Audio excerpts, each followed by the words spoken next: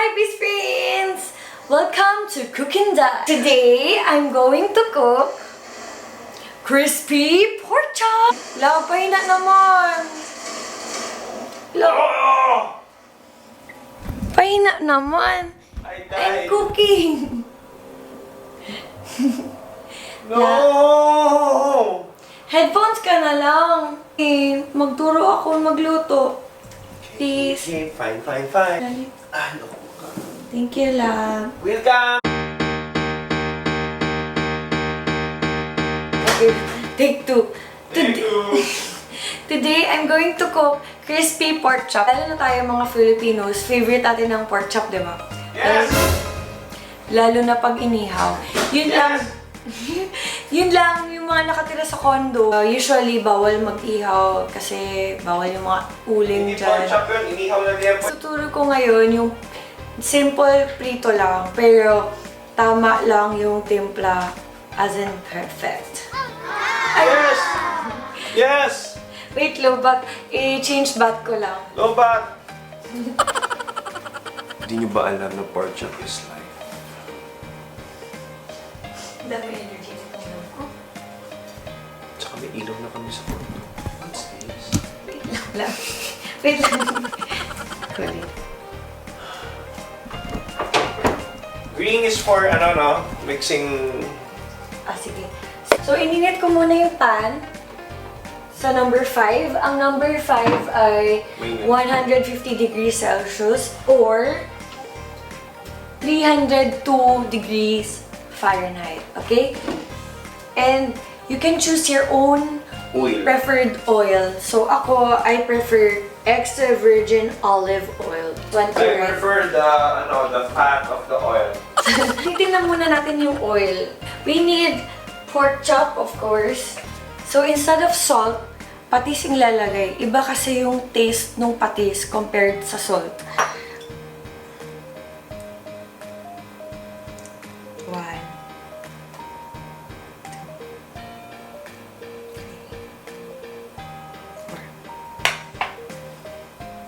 Black pepper.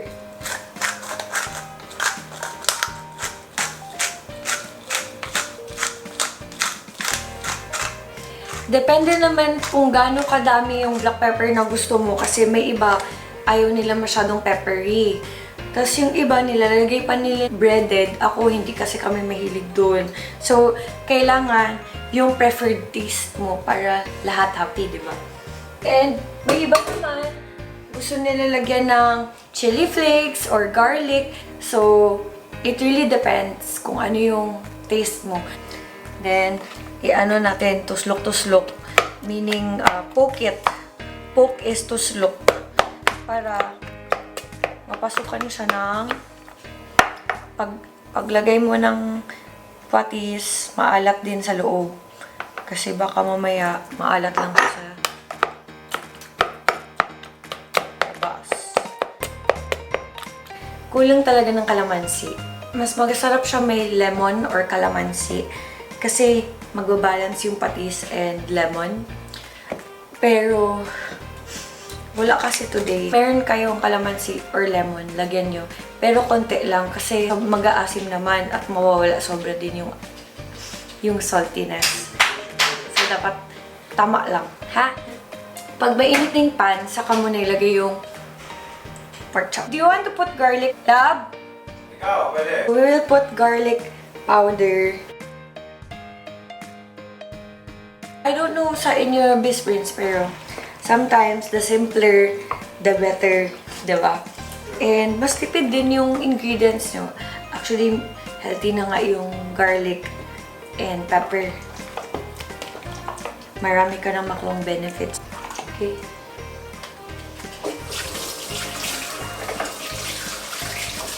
Uy, nasa sila? So, later I'll teach you the technique paano mag-crispy yung pork chop. Naamoy ko ng oil, mainit na yung pan. Ilagay na natin.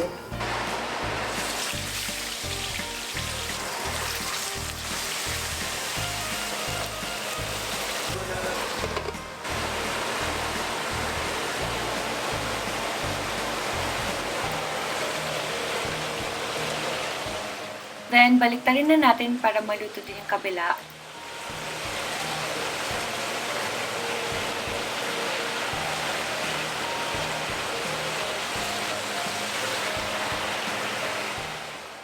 Ayaw niya mag-flat, kaya pwede natin igunting yan. Ayan, para mag-flat. And maluto siya equally.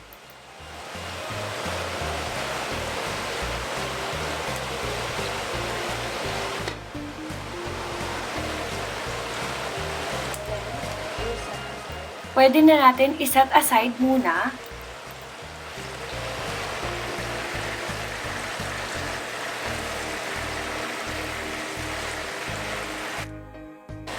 Para maluto naman ang second batch.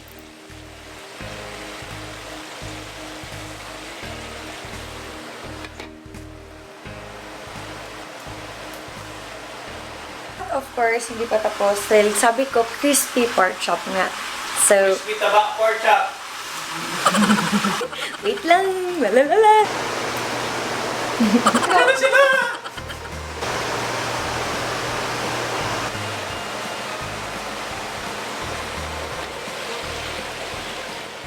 Again, baliktarin natin para maluto rin yung kabilang side.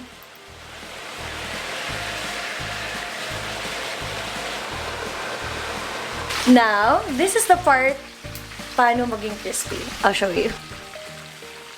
Ibalik natin lahat sa pan yung pork chop. And then, nakatayo sila dapat lahat. Kailangan yung mga taba lang ang naluluto kasi ma-overcook yung karne na walang fat. Okay na ito, gustado na yung iba eh.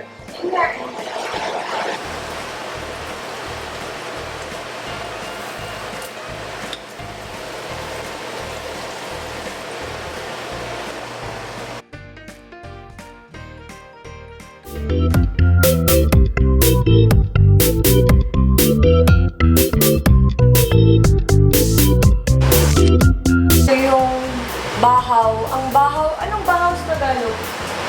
Yung tira. Kaning lamig. Yung lamig. Kaning lamig. So, ininit.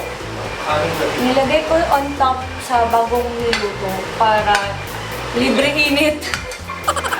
Tipid kuryente. Love! Yan, mainitan na yan. At least, di ba, let's save energy.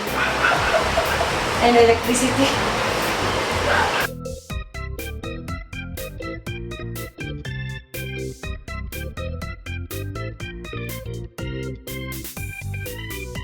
Lingkod. Anong lingkod sa Tagalog? Paglingkuran. Upo. Upo. Yan, perfect. Kasya tayo sa camera. Okay. Magkamay ako. Kamay ka? Drink water first. Lang. Kukunin ko yung malamig na kanin sa iba ba? Mainit na yan. Mainitan siya. Kumain na mainit. Oo nga. Nilalagay mo sa ref yung mga lasa.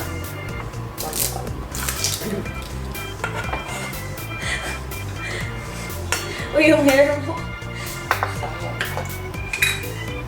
Itlog na lang ko lang. Ano sa usawan mo? Ito, yung suka. At saka, Hindi ko alam. Kain muna tayo.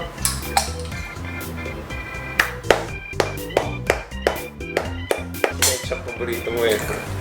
I love Nothing ketchup. goes to waste. Well, let us pray first. Okay. Wait. Sobrang liwanag. Sobrang Hinaan liwanag. mo. Ayan. Dapat pala ganyan. Ayan lang. Thank you. Ano, tikman ko muna siya ng walang sauce, ha? Oh, sige. Ano masarap? Ano ko ba yun?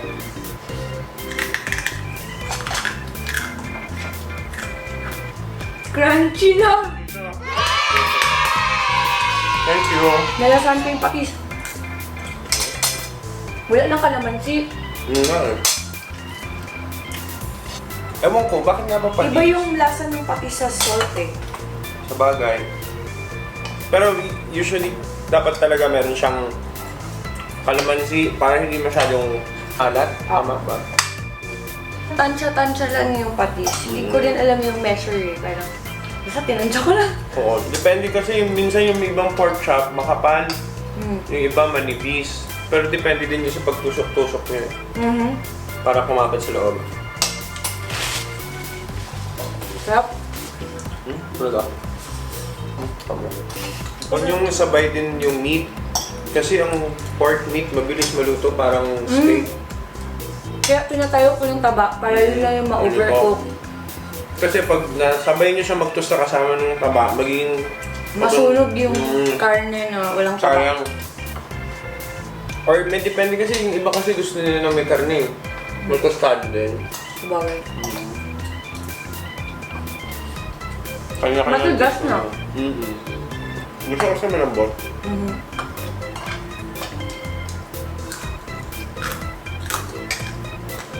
Oh my God. Sana naririnig nila yan.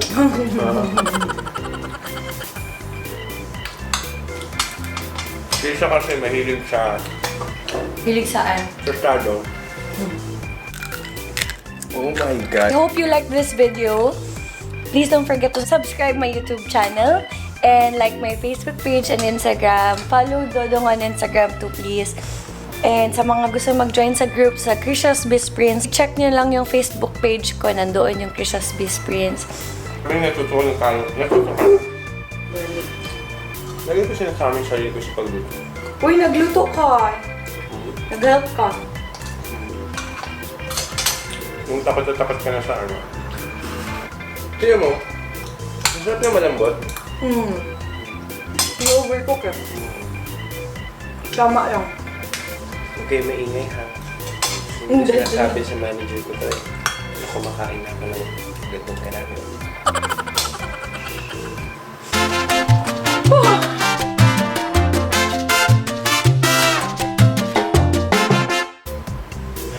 Sarap lang. Kanon, tama. Oo. Galing mo ah. Dami mo nang alam.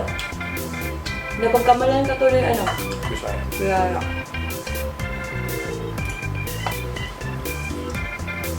ketchup.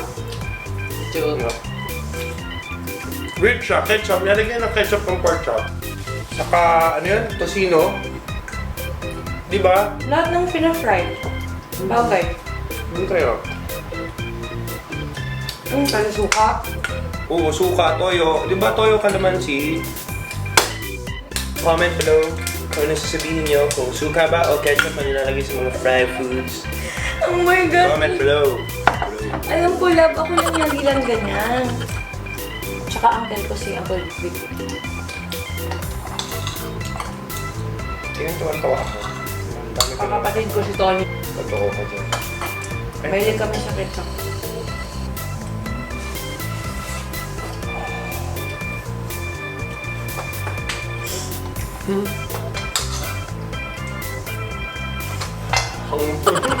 Napasok ka.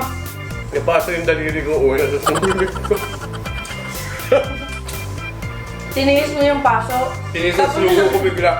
Alam mo na Tapos ako. Ayun pa na pagkakaiba namin ni Krisha. Ni Inday. Ako mahilig ako sa tabang malambot. Siya ang ginagawa niya, tostahin niya yung pork chop niya or yung bacon niya. Ako naman, mahilig ako sa gano'n na bacon. Yun. Malambot. Hindi ko alam. Hindi ko matigilin yung rice. Pumupang tayo yung rice pula pa. Ito namimiss kong kainin sa mga tapsihan. Yung ganitong pork chop. Ba nandadaya eh, puro breading na lang. Kaya ka na kayong breading pork chop, ito lang sana. Norte lang nila, no? Ganun. Totoo. Sobrang lasa niya. Uy! Paano nag-stop yung mundo mo? Ito mag-workout, dapat nakaupo ka lang pagpawisan ko. Hindi, mag-gym ka pa mo. Tawag ka na. Thank you na.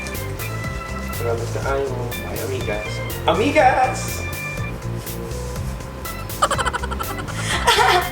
Love!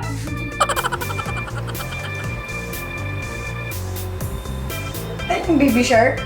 Okay, babay ko. Ganda. Hi, amigas! Kazumba yan sa'yo. Biyaya ako dati. Si Nanay Carmen yung tawag. Pag magbabay siya, ganyan. Totoo lang. Nagbabay pa Alam siya. ni Mami yun. Hindi siya ganyan magbabay or ganyan. Ganyan siya. Cute. Cute siya. Yun yung nag-alaga sa akin ng bata. Bye-bye.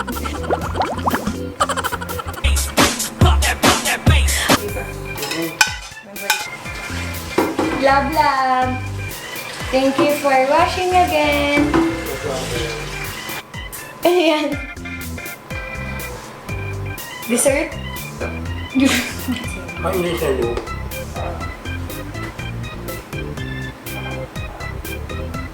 Mr. Hippo. Mr. Clean! Mahal ka na! Salamat kaayo! Salamat kayo! Hoy!